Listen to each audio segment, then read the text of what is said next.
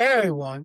So it's the 15th, and Paramount has shown Star Trek Starfleet Academy. And like I said a couple of days ago, I wanted to hold off all my thoughts and reviews and everything till I actually saw it. Well, I actually saw it. And just to cut to the chase, I didn't like it.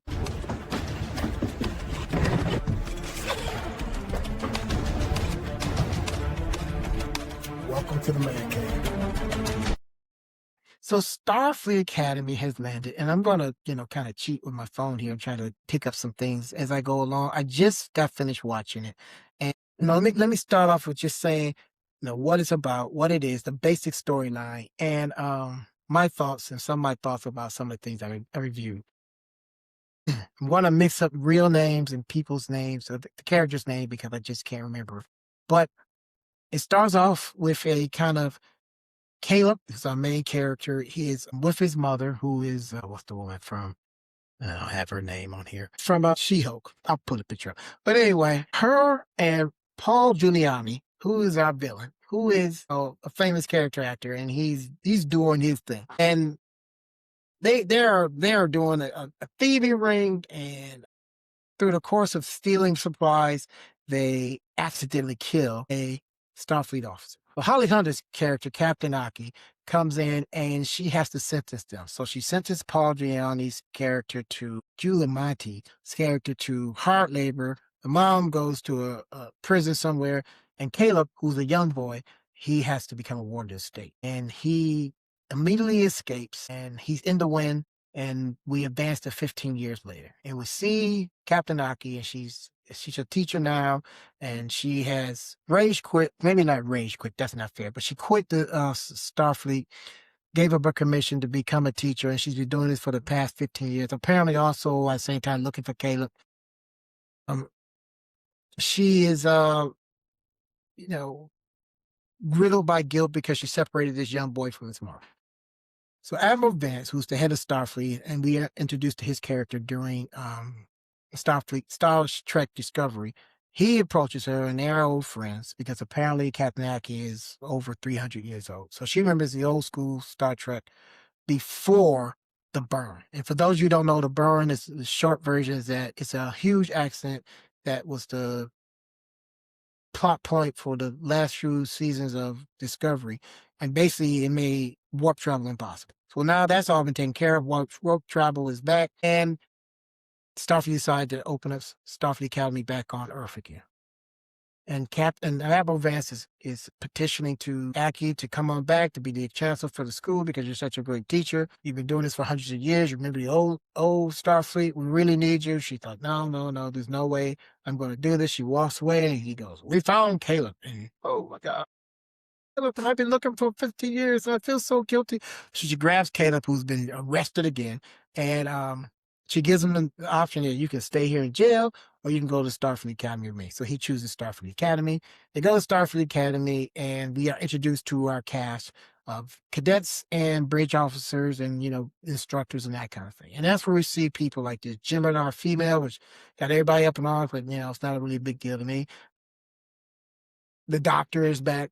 And Holly Hunter, Captain Aki, is not only the chancellor, she's also the captain of the ship, so she spends a lot of time on the bridge. We meet some of the students, and during this, we see Caleb still desperate to try to find his mother. So he breaks into a communication center and uses that to try to find his mother. Fortunately, that action brings Paul Giamatti's character back into the fold. He's able to track them down, and why he's able to track them down, I don't know. And that's the tension of our show. And by the end of this show, they reach Earth, and Aki and Caleb, they decide that he's gonna stay at Starfleet Academy. She's gonna be the instructor, but also somehow they're gonna work together to find his mother. Cue credits. Like I said, I didn't like it. And I didn't like it not for the reasons that people are usually saying. I did like it because it's just bad, And when I say bad, it's because it's really, really trying. And it's trying to be mostly it's trying to be different. This is not your father's grandfather's Star Trek, and we're going in bold new directions, and hang on and get on board. And I understand a lot of people are not happy about that, and we'll get to that later. But I feel like this show would have been a lot better if it was called Space Military School or something. But by putting the Star Trek label on it, that garners some attention, but it's not Star Trek. And man, I hate saying that because that's something that people, I mean, by definition, is Star Trek, but it doesn't seem to fit into the mold as everything, as all the other shows, even the newer ones that came out that people don't particularly like. And one of the things is that the characters try really hard to be ta in your face. Caleb is the moody, grumpy, don't tread on me, and I don't want to be anybody's friends because I'm mad about my mama and what the surrogate mother figure and Captain Aki's done to her.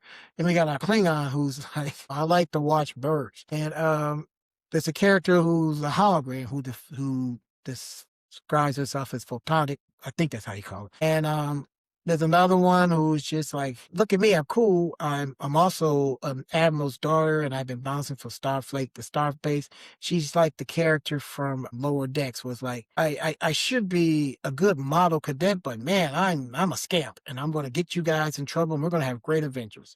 And then there's a bully. I mean, it's just like people slapping the label of this 90210 in space.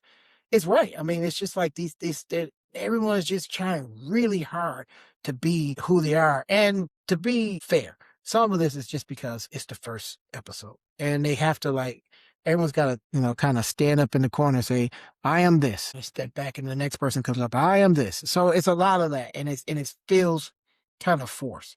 So I'm going to give it the benefit of the doubt. That's the second episode. And I'm going to give it that forced nature is because it's the first episode and we got to get all these things. You got to know who these characters are.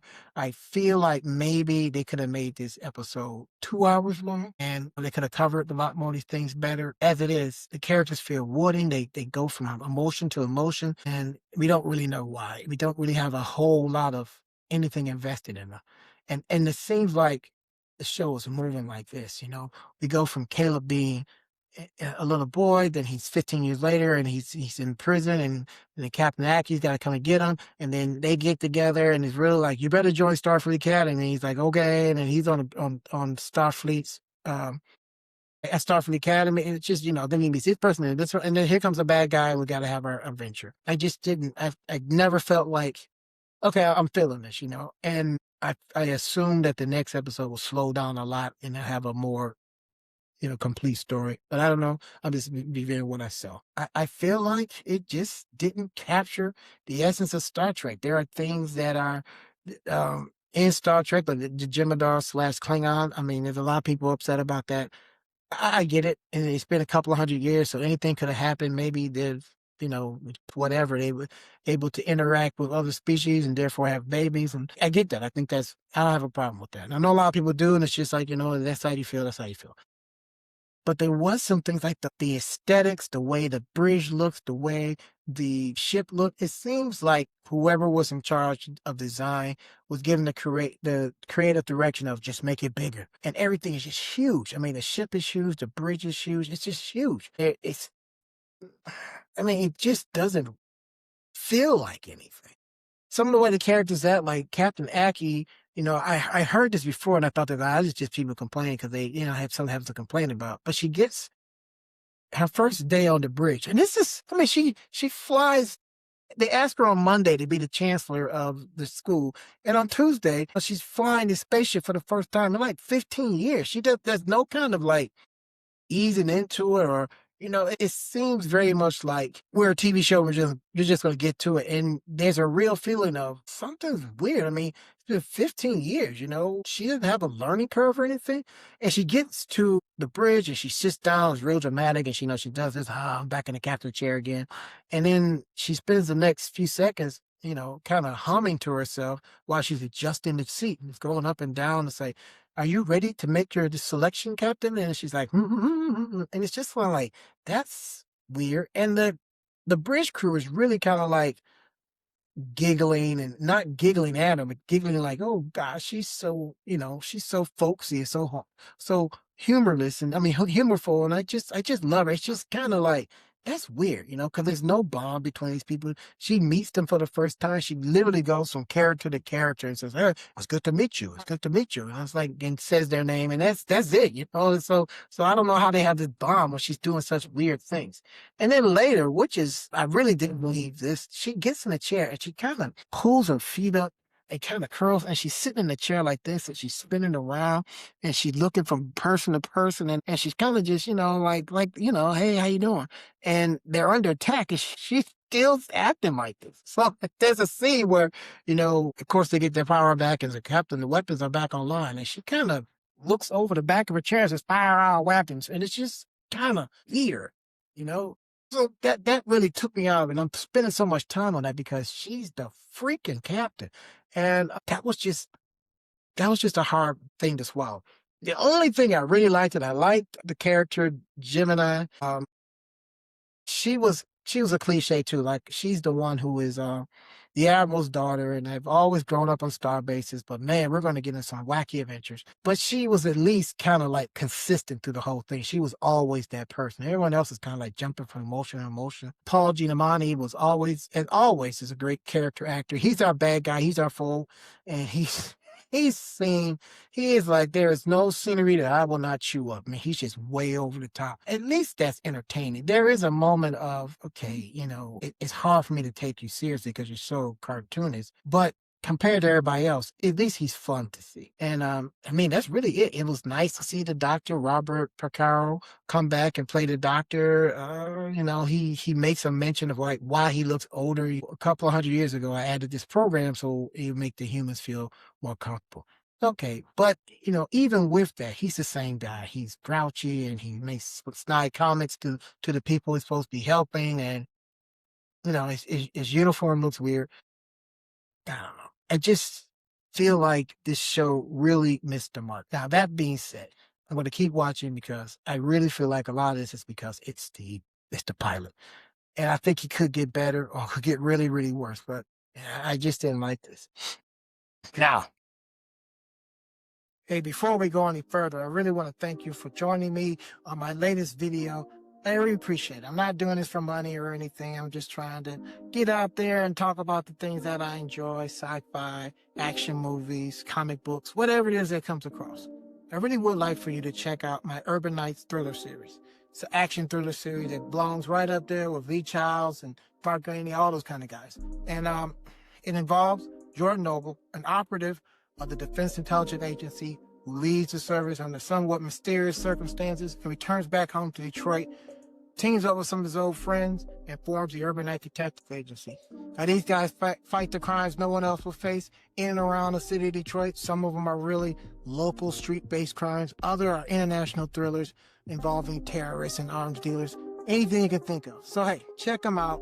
First one's free. Go over to ArthurJamesHRoby.com. Check out the first one. If you like it, you know what? Try some other ones, leave some reviews, and enjoy the rest of this video. Fan reaction. Look, I think the fans, the real fans, are being jerks as usual. It seems like to me that to call yourself a fan of an IP, you got to just destroy it every chance you get because there's a lot of this. It's not the way I remember. And, unfortunately, that's what we call growing up. I mean, nothing's the way you remember it. I mentioned this early in the earlier videos that the problem with Star Trek and Star Wars is that it's a continuing thing since the 1960s and Star Wars case, the 70s, where it's like this is supposed to be the same thing. Unlike other IPs that break and start over, and this is a different version of Superman than this one over here. This is supposed to be all the same continuing thing. You can plug and play, and Captain Kirk could conceivably walk them to the deck and all this kind of stuff. And it's like this has become, in a lot of cases, very political. And I knew I would talk about this because the things that they are complaining about is not even relevant to the show. Now, I'm not saying that, if you don't think the way I do, you're wrong. But it's like, if you're going to blame or critique something, you got to critique it within the space that exists. So I've seen people be upset about this, and I don't really understand why, because this scene is a picture from the premiere of the show, and it's got nothing to do with the show itself. And people are pointing, it's like, oh, look at this. This is what Star Trek has become. No, it's not. That's the actress that plays in the show. This is not a scene from the show. I've heard people upset about the name of the ship. Oh my God. I only think because the name of the ship is named after the Greek goddess Athena. Oh, I'm getting a lot of female energy from it. And it's kind of like, what's the problem with that? It just seems like we're just gravitating or grabbing onto anything that can fit into this woke thing. They named it after a female goddess. She's the goddess of wisdom, and it's a school. I don't make sense. So these kind of things are pointless to complain about. There is a lot of things to dislike about the shit, but the fact that there are a lot of women and people who are different, it's not it. I mean, like I said, the whole thing about, oh, it's woke, it's woke, it's woke. And the only thing that's woke about it is that these characters exist. There are no scenes of, women are better than men and, all this. They're just women. And then, it's almost like we live in this world of, it's just a boys club and we don't want you in our clubhouse. I hate that. And I felt compelled to say that because if you're still with me and you're watching this, I didn't particularly like the show for the reasons that I stated, not because there's girls. I would hate for somebody to be turned off by the show just because, oh, it's woke. It's not woke. I mean, it's just women there instead of men. If that makes it woke, then you got some problems you need to deal with. Anyway, did you see it? What did you think? Did you like it? Did you find it hard to deal with? Comment below.